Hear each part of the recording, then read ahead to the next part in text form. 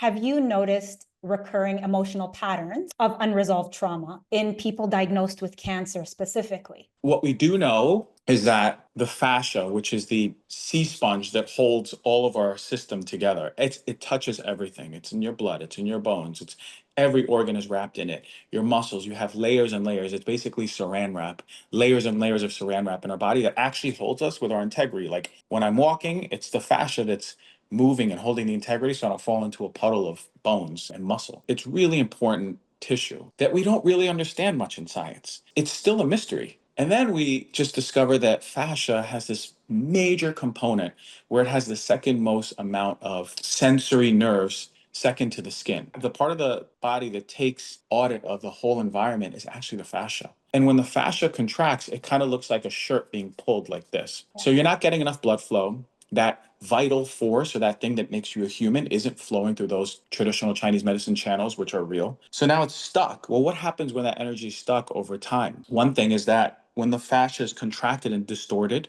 there's signals that go to the emotional centers of the brain and then back down. So let's say I smell that cologne that smells like my dad that was really abusive I'm at the mall with my partner and I smell it. This contracts, it sends a signal to my emotional centers of my brain, and then it says, you're not safe. And then the whole body contracts. And I don't know why. And I'm really uncomfortable. And then I'm just really angry, but it's not coming out. And I take it out on my partner.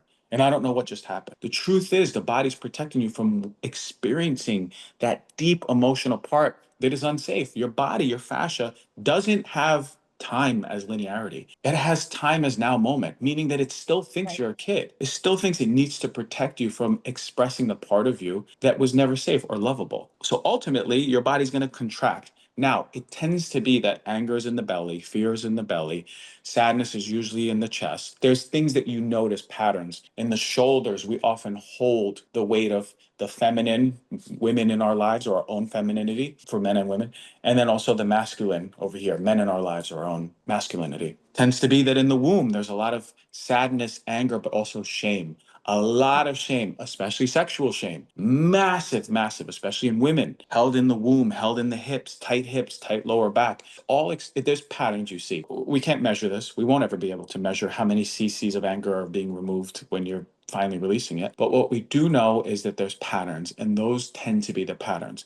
In cancer, it's a little bit harder because if you have a liver cancer, can you say that that person has been holding an anger all their lives? No, but I can say that people who have cancer manifest with nervous system dysfunction, and there's almost always a part of them that is unexpressed, deep, deep, deep, deep, deep, deep, deep.